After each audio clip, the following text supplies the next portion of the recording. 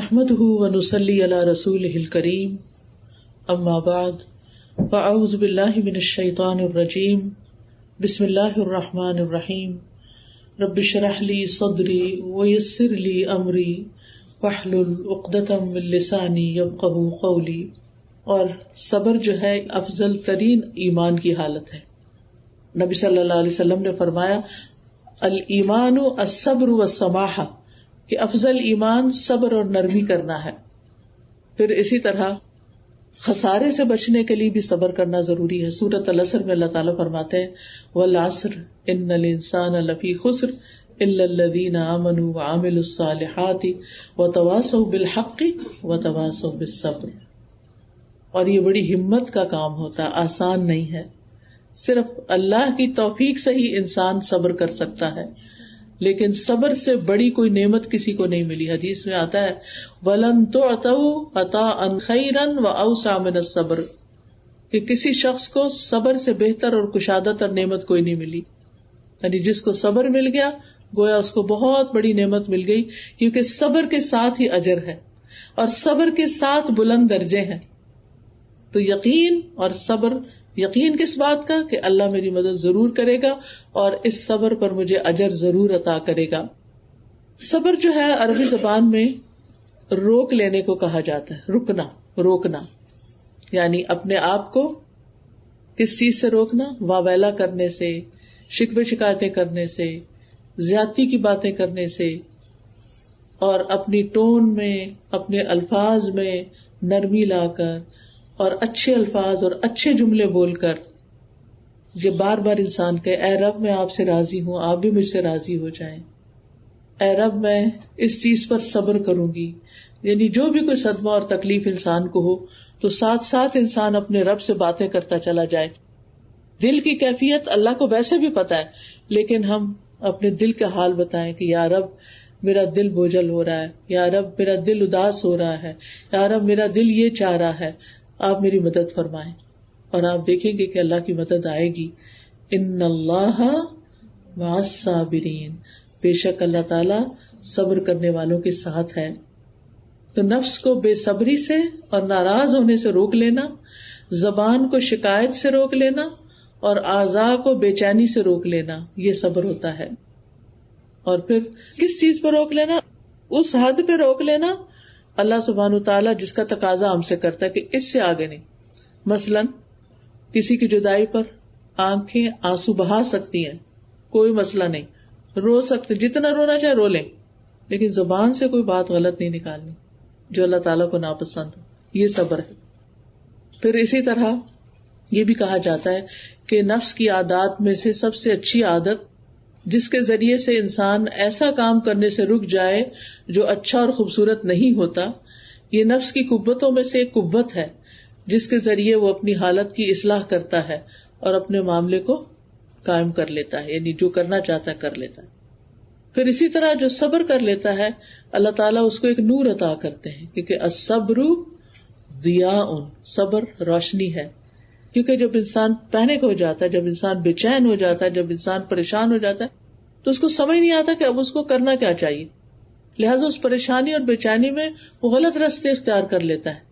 لیکن جب انسان صبر کرتا ہے، ٹھہر جاتا ہے، تحمل کا معاملہ کرتا ہے، تو اللہ تعالیٰ اس کے دل میں الہام کرتے ہیں پھر کہ اب تمہیں کیا راستہ اختیار کرنا ہے، اب اس کے بعد کیا ہوگا، اب کون کون سے کام کرنے ہیں. اسی لیے ہم دیکھتے ہیں کہ نبی صلی اللہ علیہ وسلم کو تو سب سے زیادہ یہ نور نصیب ہوا تھا کہ جنگ بدر ہے، نبی صلی اللہ علیہ وسلم کامیاب ہو کر واپس لوٹ رہے ہیں، راستے میں خبر ملتی کہ آپ کی بیٹی کی وفات ہو گئی. پھر اسی طرح حضرت رقیہ کی پہلے ہوئی، پھر حضرت ام کلثوم کی ہوئی، پھر آپ کے بیٹوں کی وفات بھی اس سے پہلے ہو چکی تھی. تو صرف حضرت فاطمہ کی آپ کے بعد 6 مہینے کے بعد وفات ہوئی. آپ کے سارے بچے، آپ نے والد تو دیکھے ہی نہیں تھے، والدہ بھی آپ کی 6 سال کی عمر میں فوت ہو گئی، پھر دادا فوت ہو گئے، پھر چچا فوت ہو گئے، پھر حضرت خدیجہ فوت ہو گئی.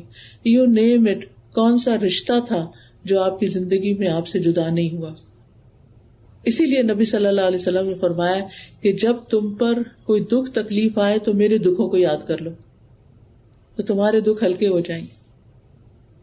یعنی کسی شخص کے والدین اور بچے اور بیوی سب فوت ہو جائیں تو اس کے لیے زندگی کتنی مشکل ہوگی. لیکن ان ساری مشکلات کے باوجود نبی صلی اللہ علیہ وسلم سے زیادہ مسکرانے والا کوئی نہیں تھا.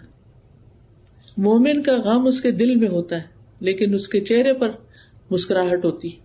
وہ اللہ کی رضا پر راضی ہوتا ہے. وہ اپنے کام روٹین میں کرتا چلا جاتا ہے.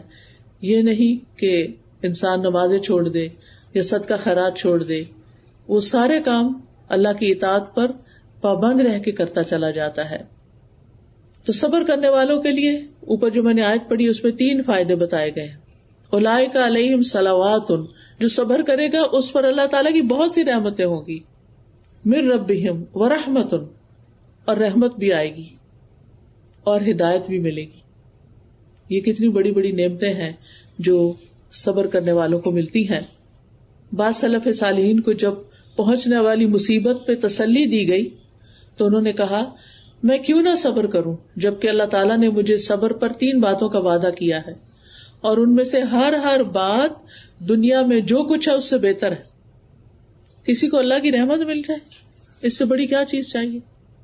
اللہ تعالیٰ کی طرف سے بہت سی نوازشیں مل جائیں اور کیا چاہیے؟ تو صلوات، رحمت اور ہدایت ملتی ہے صبر کرنے والوں کو. اور پھر ایک اور آیت میں مغفرت اور اجر عظیم ملتا ہے سورۃ الاحزاب کی آیت 35 میں کہ ان المسلمین والمسلمات والمؤمنین والمؤمنات، آگے کرتے کرتے والصابرین والصابرات، اور پھر اعد اللہ لہم مغفرۃ واجرا عظیما. ایسے لوگوں کے لیے اللہ نے بخشش اور اجر عظیم رکھا ہے، بہت بڑا اجر رکھا ہے. ایسے لوگوں کا اجر اللہ کے ذمہ ہے. اور پھر وعدہ بھی ہے وَاصْبِرْ فَإِنَّ اللَّهَ لَا يُضِيعُ أَجْرَ الْمُحْسِنِينَ، صبر کیجئے بے شک اللہ محسنوں کا اجر ضائع نہیں کرتا. بعض اوقات کوئی آپ پر زیادتی کر جاتا ہے، آپ کا حق لے کے چلا جاتا ہے، لیکن جب آپ صبر کرتے ہیں تو اس سے زیادہ سب کچھ کما لیتے ہیں جو آپ کے ہاتھ سے جا چکا ہوتا ہے. اور جتنی بڑی آزمائش ہوتی ہے اتنا بڑا اجر ہوتا ہے. جتنی پیاری چیز آپ نے کھوئی ہوتی ہے اتنا ہی بڑا اجر ہوتا ہے. نبی صلی اللہ علیہ وسلم نے فرمایا زیادہ ثواب بڑی آزمائش کے ساتھ ہے. اس کا یہ مطلب نہیں کہ ہم بڑی آزمائش مانگیں، آزمائش مانگنی نہیں چاہیے، لیکن اگر آ جائے تو صبر کر کے بلند ترین درجات کمانے چاہیے. نبی صلی اللہ علیہ وسلم نے فرمایا وہ مومن جو لوگوں سے ملتا جلتا ہے اور ان کی طرف سے آنے والی تکالیف پر صبر کرتا ہے، وہ اس مومن سے اجر و ثواب میں کہیں بہتر ہے جو لوگوں سے میل جول نہیں رکھتا اور نہ ان کی تکلیفوں پہ صبر کرتا ہے. کیونکہ جب آپ لوگوں سے ملیں گے تو ان کی کوئی نہ کوئی بات آپ کو تکلیف دے گی. پھر انسان بعضوں کا سوچتا ہے کہ بس کسی سے نہیں ملنا، میں آئسولیشن میں ٹھیک، مگر اس سے بھی تو انسان کو گھبراہٹ ہوتی ہے کیونکہ انسان اس طرح پیدا نہیں کیا گیا، یہ اس کی فطرت کے خلاف ہے. لیکن جب آپ لوگوں سے ملتے ہیں تو کوئی آپ کو الٹے سیدھے مشورے دیتا ہے، کوئی ایسی باتیں آپ پر کرتا ہے کہ آپ کو سمجھ نہیں آتی کہ یہ کہاں سے بات انہوں نے نکال لی. ایسی ساری باتوں کو ایک کان سے سن کے دوسرے کان سے نکال دینا چاہیے. جسٹ اگنور، بس ٹھیک ہے، ہر ایک کا کہا کیا اس کے ساتھ ہے، میں معاملہ اللہ کے سپرد کرتی، اور پھر انسان اپنے کام میں لگ جائے. کیونکہ یہ زندگی بہت چھوٹی ہے، یہ وقت بہت قلیل ہے، یہ بہت تھوڑا وقت ہے جو ہمیں اس پلانٹ پہ ملا ہے. ہم سب ٹرانزٹ میں ہیں، اگلی فلائٹ لینی ہے ہم نے، تو اس کے لیے ہمیں یہ ہے کہ آگے کچھ نہیں ملے گا سوائے اس کے جو تم یہاں سے اکٹھا کر کے لے جاؤ گے. تو جس شخص کو یہ فکر ہو کہ جو کچھ میں نے لینا ہے یہیں سے لینا ہے، وہ کیا کرے گا؟ کیا وہ سو جائے گا، سستی کرے گا، ادھر ادھر باتیں گپ شپ لگائے گا، اپنے سیل فون پہ بیٹھ جائے گا؟ نہیں، اس کو کہے گا پہلے میں سب سے بندوبست کروں اپنا کہ مجھے آگے کیا لے کے جانا ہے، اور پھر اس کے بعد وہ چیزیں اکٹھی کر کے رکھ کے اپنا سامان، پھر میں دیکھوں گا کچھ اور چیز. ہم بھی اپنی زندگیوں کا جائزہ لیں کہ ہم اپنے پرائم ٹائم میں کیا کرتے ہیں. ہم صبح ارلی مارننگ کیا کرتے ہیں، ہم رات کو سونے سے پہلے کیا کرتے ہیں. کیا ہم فونز پہ اور ادھر ادھر کی باتوں میں تو وقت نہیں لگاتے؟ کیونکہ صبح کے وقت کی عبادت بہترین عبادت ہوتی. ان قرآن الفجر کان مشہودا، فجر کے وقت قرآن کا پڑھا جانا، اس میں فرشتوں کی حاضری ہوتی ہے، دعائیں قبول ہوتی ہیں، بابرکت وقت ہوتا ہے. نبی صلی اللہ علیہ وسلم کی دعا ملتی ہے اللہم بارک لامتی فی بکورہا، اللہ میری امت کی صبحوں میں برکت ڈال دے. تو جب کوئی انسان اس وقت اللہ کو یاد کرتا ہے، اللہ کی عبادت کرتا ہے، ٹھیک ہے آپ تہجد کے وقت اٹھے، آپ نے فجر پڑھی، آپ نے اشراق پڑھے، اب آپ تھوڑا سا آرام بھی کر سکتے ہیں، اس میں کوئی حرج کی بات نہیں. لیکن یہ نہیں کہ فجر کی نماز کے وقت آپ آرام کر رہے ہوں اور جب سورج اندر باہر ہو تو آپ اٹھ کے نمازیں پڑھیں، یہ طریقہ نہیں ہے اللہ کی عبادت کا. تو بہرحال صبر جو ہے اس سے انسان کو عبادت میں بھی مدد ملتی ہے اور اس میں پھر خیر کثیر مل جاتی ہے انسان کو. انسان اپنے روزمرہ کے کام، اپنی ڈیوٹیز، اپنے فرائض بہت اچھی طرح انجام دے سکتا ہے. لیکن اگر بے صبرا ہو تو کیا ہے، ڈپریشن میں چلا جائے گا. بے صبر پن سے نتیجہ تو کچھ نہیں نکلتا، یعنی ہمیں حاصل تو کچھ نہیں ہوتا. اور پھر کیا ہوتا ہے کہ انسان اس کی دوائیاں کھانی شروع کر دیتا ہے، اور دوائیاں کھانے کے بعد آپ سب کو پتہ ہے کیا ہوتا ہے، پھر صرف سونا ہی ہوتا ہے. تو صرف بھلانے والی بات ہوتی، انسان کی ساری پروڈکٹیوٹی ماری جاتی ہے، انسان دوسروں سے، رشتوں سے کٹ کے رہ جاتا ہے، انسان کسی کام کا نہیں رہتا.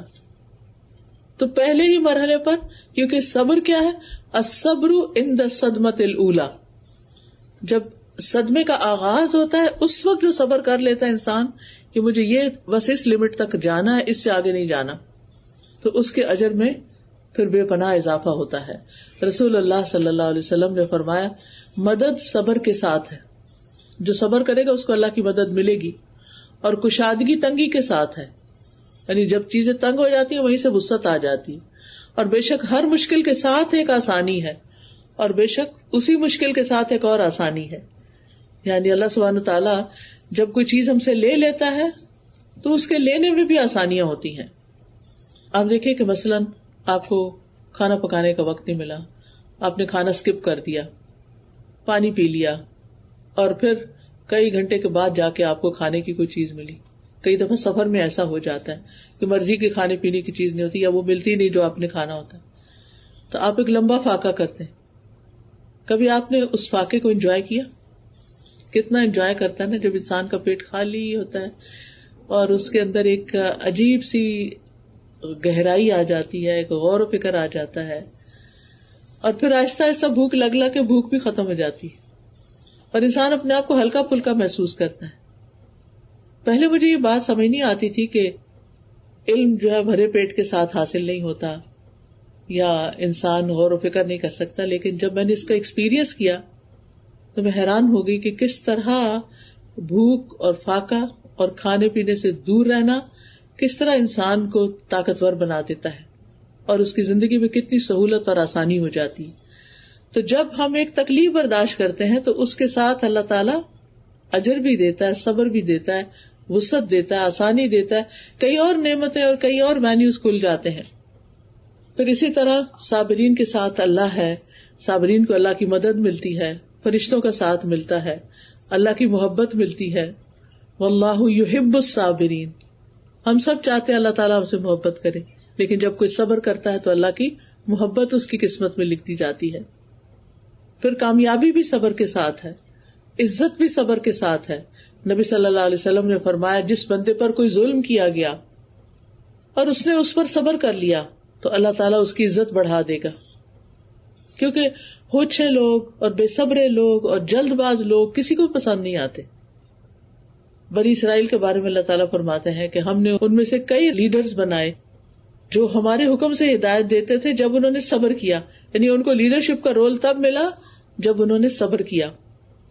اور یہ ایک حقیقت ہے کہ کوئی شخص کسی قوم کا رہنما یا لیڈر ہو نہیں سکتا جس کے اندر صبر کی صفت نہ ہو. پھر اسی طرح قرآن کے وعدے کے مطابق دشمن کی چالوں سے تحفظ ملتا ہے، غور و فکر کی توفیق ملتی ہے، دنیا اور آخرت کی نعمتوں سے انسان مالا مال ہو جاتا ہے، دنیا اور آخرت میں بہترین ٹھکانہ ملتا ہے اور بے حساب اجر دیا جاتا ہے. اور ایک روایت میں آتا ہے کہ صبر کا بدلہ جنت ہے. وَجَزَاهُمْ بِمَا صَبَرُوا جَنَّةً وَحَرِيرًا، انہیں ان کے صبر کرنے کے عوض جنت اور ریشم کا بدلہ ملے گا. اب اس سلسلے میں یہ یاد رکھنا چاہیے کہ سب سے پہلے انسان صبر صرف اللہ کی خاطر کرے. یہ نہ کہے کہ ہائے لوگ کیا کہیں گے اگر میں نے یہ کر دیا. لوگوں کی خاطر نہیں، صرف اللہ کی خاطر.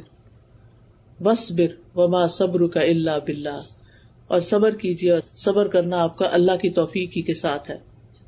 دوسرا یہ کہ صدمے کی پہلی چوٹ پر پہلی دفعہ جب کوئی چیز تکلیف دے سنے یا دیکھے تو فوراً صبر کر لیں، اِنَّا لِلَّهِ پڑھ کر صبر. پھر صبر کوشش سے آتا ہے، حدیث میں آتا ہے وَمَن يَتَصَبَّرْ يُصَبِّرُهُ اللَّهُ، جو صبر کرتا ہے، کرنے کی کوشش کرتا ہے، اللہ تعالیٰ اس کو صبر عطا کر دیتے ہیں. اور پھر یہ کہ ہر حال میں اللہ کی تعریف کرنی چاہیے، یہ بھی صبر کا ایک پہلو ہوتا ہے. رسول اللہ صلی اللہ علیہ وسلم نے فرمایا مومن کے متعلق اللہ عز و جل کی تقدیر اور فیصلے پر مجھے تعجب ہوتا ہے کہ اگر اسے کوئی بھلائی حاصل ہوتی ہے تو اپنے رب کی حمد بیان کرتا ہے اور شکر ادا کرتا ہے، اور اگر اسے کوئی مصیبت آتی ہے تو اس پر بھی الحمدللہ کہتا ہے اور صبر کرتا ہے. کیوں؟ وہ کہتا ہے کہ اس سے بڑی مصیبت نہیں آئی. یعنی اس وقت وہ کیوں شکر کرتا ہے؟ یعنی مثال کے طور پر اللہ نہ کرے کسی کا بھی ایکسیڈنٹ ہوتا ہے تو پھر بھی کہتا ہے الحمدللہ. اب کوئی دیکھ کے کہے اچھا الحمدللہ اس وقت شکر، ہاں اس سے زیادہ بھی ہو سکتا تھا، شکر اللہ نے جان رکھ لی. اور بہت سے لوگ یہ کہتے بھی ہیں کہ شکر اللہ نے جان رکھ لی، شکر اللہ نے بچا لیا. تو جو بندہ اس وقت اللہ سے راضی ہوتا ہے نا، اللہ اس سے راضی ہو جاتا ہے اور اللہ تعالیٰ اس کو اس کا بہترین نعم البدل بھی عطا کرتا ہے. اور پھر مومن جو ہے اس کو یہ یقین ہوتا ہے کہ یہ زندگی بہت چھوٹی ہے، اگر کوئی پیارا چلا گیا ہے تو ہم بھی جانے والے وہاں جا کے مل لیں گے.